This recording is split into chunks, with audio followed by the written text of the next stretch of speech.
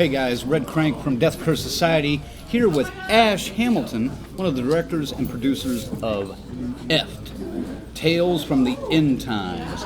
I got to check this out last night here at Slash and Bash Film Festival in Topeka, Kansas, and I have to say, I had a good time. So, what inspired this film? You know, we had come off of a really small film that we had done post-COVID, and we had some luck with it on the festival circuit.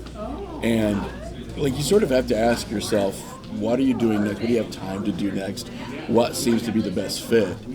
And for us, because I love anthologies, I love Creepshow. I was a huge fan of the original Twilight Zone and Night Gallery, Tales from the Dark Side, Tales from the Crypt, stuff like that. I love the ability to see something that gives you sometimes multiple genres, multiple tones and atmospheres. And we said, okay, maybe we don't want to dive into a full feature, but if we had some other directors whose stuff that we liked and we knew, maybe we can get people to come together and we can do an anthology. Okay.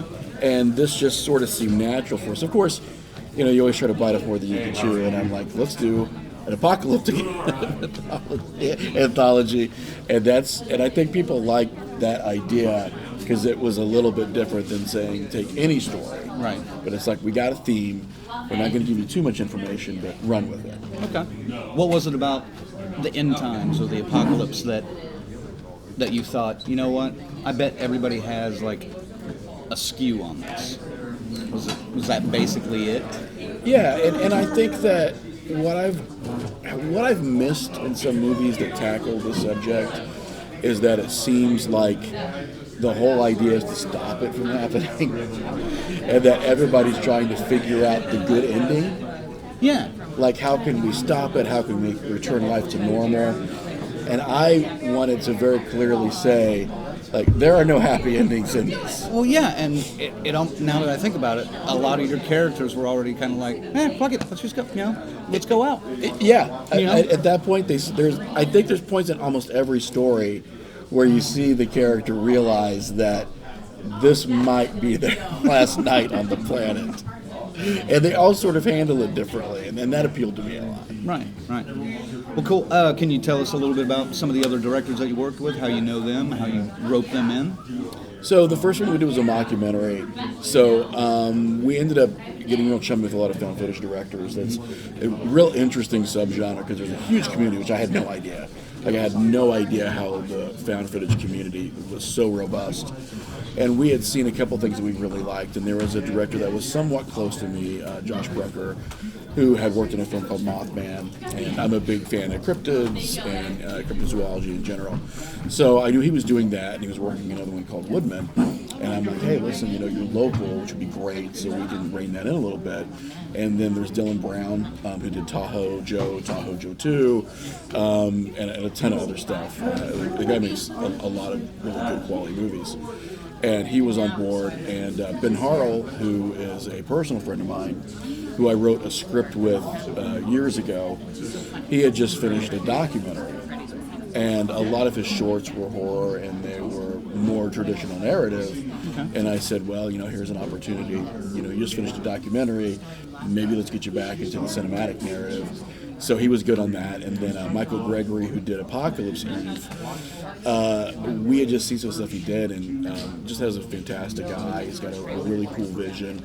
Everything he does is it's beautiful looking. His aesthetic is great, and we wanted that too, because we've got some stuff that's very gritty, and we've got some stuff that's more cinematic, and then we wanted something that was basically just like a real cinematic showcase. Well, what's next for you? You got something else you're working on, or are you going to work the festival circuit with Eft for a while? We're almost closing out the festival circuit with this. So we do have global distribution. We're getting quality control ready, and we're hoping that people are going to see this on streaming around November, is what we're hoping for, which is sort of a fast release.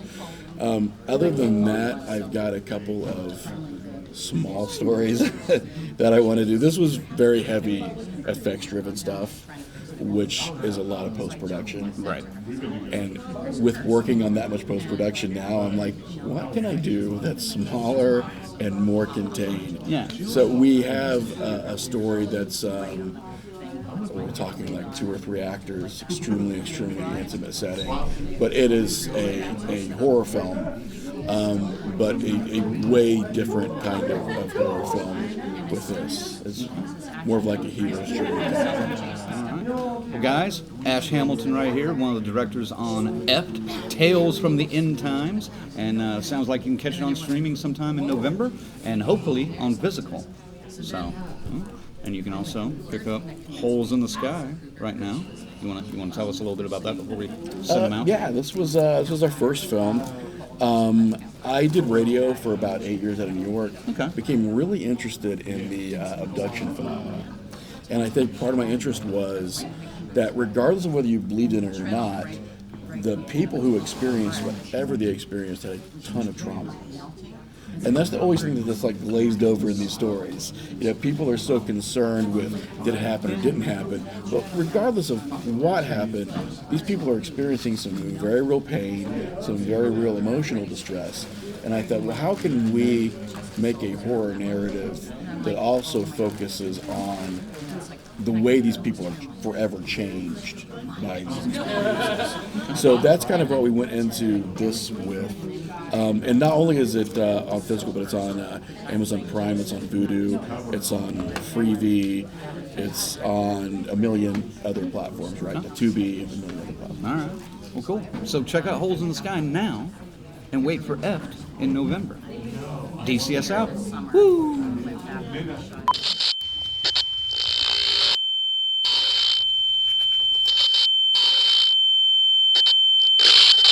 Diane, this world has plagued us by holding back our true power. Death will have no hold.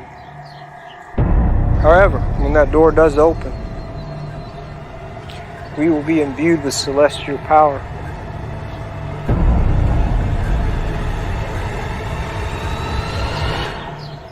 Life will be eternal.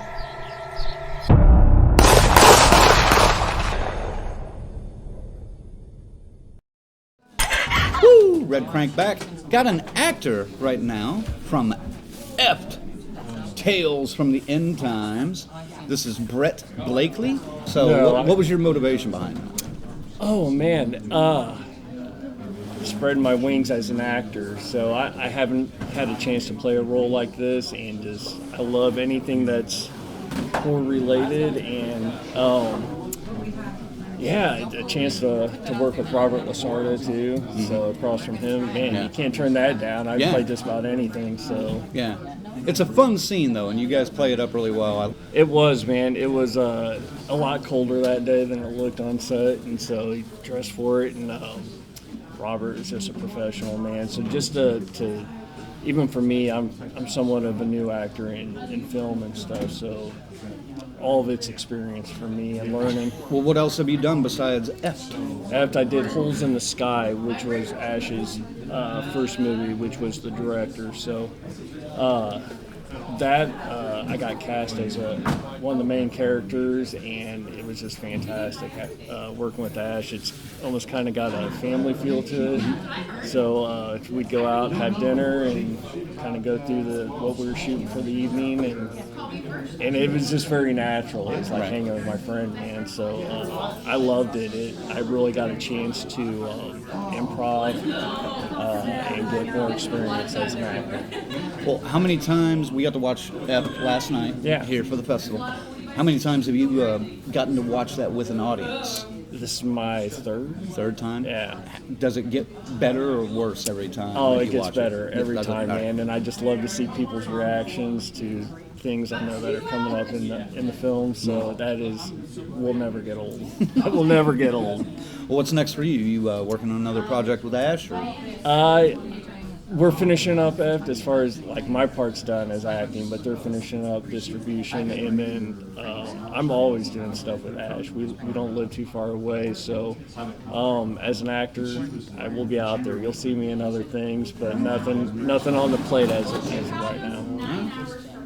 That sounds good. Well, thank you, Brett.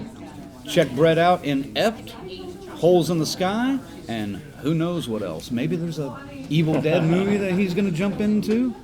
So we'll see. Thanks, man. Woo!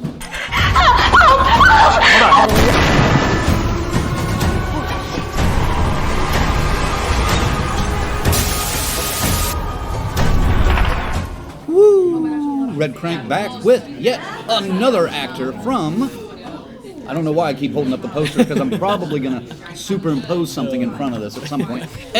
Tales from the End Times. It's right there, though, and it's so pretty. So I've got Rodney Synder, who plays Tim in pretty much the wraparound story, part of the wraparound story of the whole movie. So yeah, the beginning and the wraparound end. Yeah. So tell us a little bit about, who is Tim? Who do you think Tim is? Oh, man. Tim's a guy who's trying to stick with his friend, Corinne, and trying to like get close, but knowing that's like an impossibility. And then he just follows her because they were doing some good stuff, and then nearing the end, that's kind of like a weird thing that's probably not going to happen. Them being like a thing, or like them actually getting another story. So like even with Kayla Kelly, how she did her character, like she's just kind of like starting to lose it in a weird way, and Tim's kind of the only thing there, kind of keeping the glue all together with this weird raunchy kind of comedy. Yeah, so, you're the grounded part of that relationship in a way. Because like if she doesn't have something keeping her on the ground, she's just gonna fill her own self with her own ideas and take it out on everybody. Right. So I gotta keep her grounded. Now, Corinne is the news anchor that's covering a couple of events that are going on during this movie, and then you're the cameraman. So there's always a anchor cameraman kind of relationship. We, starting even from local to national. Okay. So how did you and Corinne form that banter, that relationship to kind of recreate for your own means? Oh man, I don't even know how it happened. This is my first feature film, so I've never actually experienced something with it. She, like, when she came on set, she was like, "This is like my 30th project," and like this is my first project. So like I'm came from a stage performing background. I started in 2012, had about like 4 stage productions under my belt. So like, and I'm a huge fan of movies and film. Mm-hmm. So like, I'm trying to like bring that genuinity of film to theaters, because like that's what I enjoy about like acting. Okay. So like, to actually go from stage performance to actual film performance and seeing someone who's actually experienced. Like Kayla came on there and she killed it.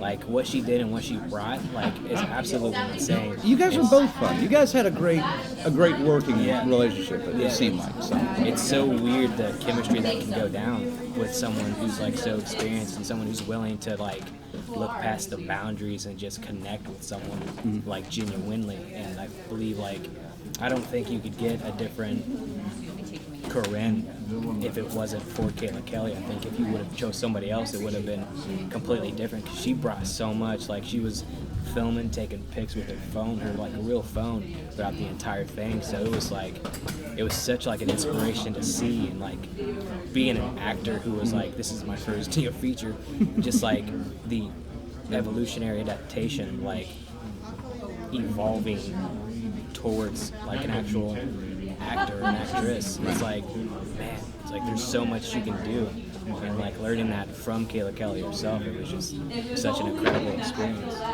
Something I will always remember. It's like I'd come in with the mindset like I never thought it was going to happen. It came to a point in my life where like I didn't think anything like this was going to happen. I thought my stage career, that would be my only career, and like I was pretty much done with that at this point in time. And like getting effed, that like brought me back into the world, and I came in it with the mindset of like knowing that I may actually never do this again. So I was in there being observant and taking everything in and just going at it with like well, this is my only time. So cool, man. Seeing Kayla, seeing Kayla Kelly, like we talked with Brett about Robert Lizardo, seeing him come in there, and like he only had like 3 minutes, but he did like 3 different monologues with 3 different areas of like just 5 to 10 minutes, because he's like a cult leader, and all he would do is just monologue straight off his head, just cult leader kind of stuff, going around like hugging everybody.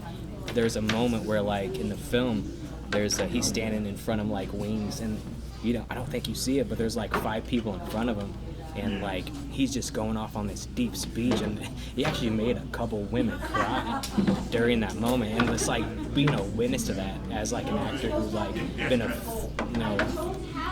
huge film person. Right. Like seeing an actual actor who's that experienced come in there and just mop the floor. It's just like, oh man, it's incredible. If you had to pick a way for the world to end, what would your ideal apocalypse be? Zombie apocalypse. Dude. Zombies all the way? I'm a zombie man, dude. Like when Netflix was doing their DVD Shaun of the Dead, that was my first zombie experience, and I fell in love with zombies, man. Just like then going to 28 Days Later, seeing that where they're running, getting scared shitless, and I did a project my senior year of high school where I just did. It was like a zombie project, but it turned out being like a zombie deep dive into zombie film and like learning that White Zombie was like the first zombie experience, and that was just voodoo zombies. And then Night of the Living Dead was the first time they actually had living dead eating people zombies. And it's like then you go to 28 Days Later where he actually evolves the zombie genre, and just understanding that like zombies will actually can evolve and adapt if someone actually cares about doing the research beyond. And like there's so many different ways. Like they're coming now with like Army of the Dead where they actually have like alpha zombies, actually bringing that to the big screen. It's just such a crazy thing to experience. And oh man, I just wish that they would continue that like Army of the Dead alpha kind of zombies, because like that's just the way to go. So what's your strategy to survive? Oh man, group up, avoid the cities. If someone, gets bit, immediately kill them. Cut off their arm at least. I like the thing that I hear morticians do, Yeah. where they tie their shoelaces together whenever people come into the mortuary or whatever, just in case. I think that would be a fail-safe right there, Yeah. at least for a little while. Duct tape their legs. Yeah, it'd buy you some Switch time, that. at least, That's hilarious. Well, man, appreciate the time, and thanks to Rodney Synder for joining us, and make sure to check out, I'm not even going to hold up the poster, I almost did, I'm not going to do it, but it'll be right here, somewhere between us, right here, Tales from the End Times, coming soon. Woo! Woo!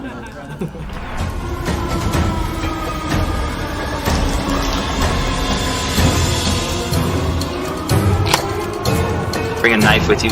This is the ultimate tool. I'm not going to be going long. I'm not going to make it till morning.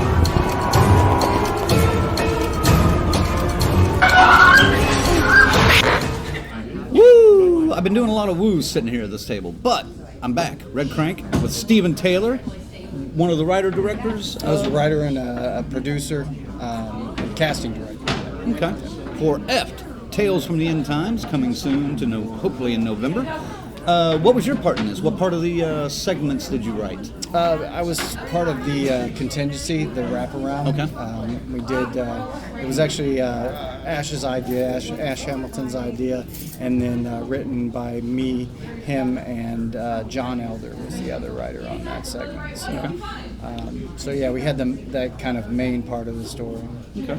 How did that process come together? What was the kernel of the idea that you guys took and then ran with to make basically a 20 or 30 minute wraparound story? Ash had the whole entire idea already, and then we just kind of fleshed it out and put in our little bits and pieces. Okay.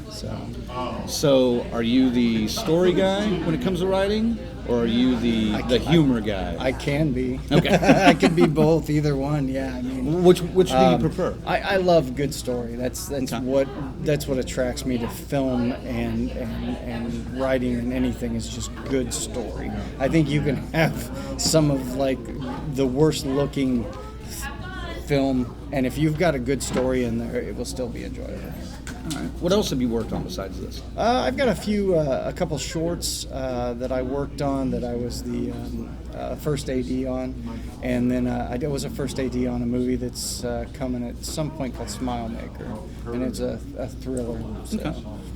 And anything that's out there now that you worked on that people can see, maybe on YouTube? Or? The only one I think is still on YouTube. It's on YouTube. Is there's a short called "The Exorcism of Chasen Shep," and it's pretty good. I thoroughly enjoyed that one. I just did some camera work on that, but we'll have EFT. Hopefully, it'll be out November at the latest. Right. So, well, what's next for you? Probably we've got a few things that we've been working on. It's possible that we might have a couple documentaries coming out. we're in the process of planning for next year to see what comes up. So excited to get started. Absolutely. Well, cool, man. Thanks for joining. Yeah. Thanks to Stephen Taylor for sitting down and joining with us. And go check out Eft when it comes out in November. Woo!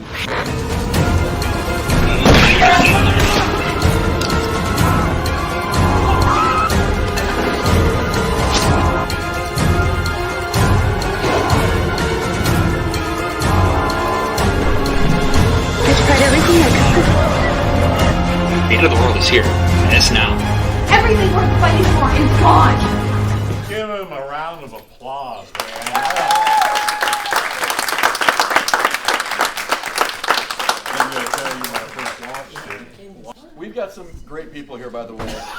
Ben Harrell directed The Apocalypse Smells Like Cookies. Woo! Fantastic first segment. We've got Jenna Heckathorne who played Diane, the interviewer. Come on up! Come on up!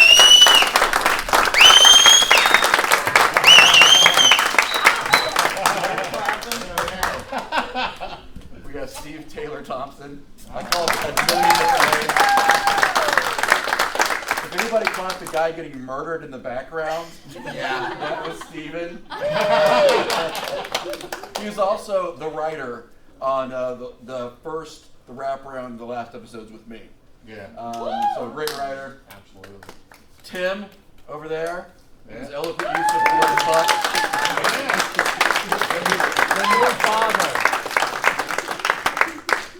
And her first feature and debut, Chloe, who Battle of Kaiju. Rick is the demon hallway with the glowing eyes.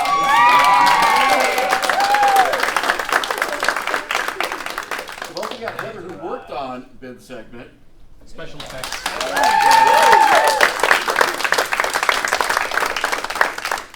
Brett Was also the Blakley. demon in Ben's. Yes, and he was also the demon in Ben's segment. Oh, Yeah. Double demon. So it's wonderful to know that all these people are supporting this film, by the way. yes. I think for what we did and the budget we had, we did something pretty special, so we're pretty happy with it. It was fantastic. Thank you so much. And I love the music in that movie. Everything like that. By the way, that puppet is a puppet at the end of it. It's about this tall, the huge monster. Steve If you and saw I the sculpted hours that we spent working that thing Everybody at my at house Ash's kitchen, mind you. with green unitards on. Yeah. Against the green screen. Yeah, and I'm like, we need to make it like drool and everything. So this is, you don't want to know this, but anyways, Steven's like, I've got lube, just out of the blue. And pours it over the face and it's dripping, and we're like, I guess it just needed a little lube. Wait, you had lube on you? You weren't even at no, your that house? wasn't me. That was Oh, that guy. You had it wasn't even your house and you had it on you? Did, yeah. Like a Boy Scout. Yeah. Well, maybe not that much, like a Boy Scout. No, that's the scout leader.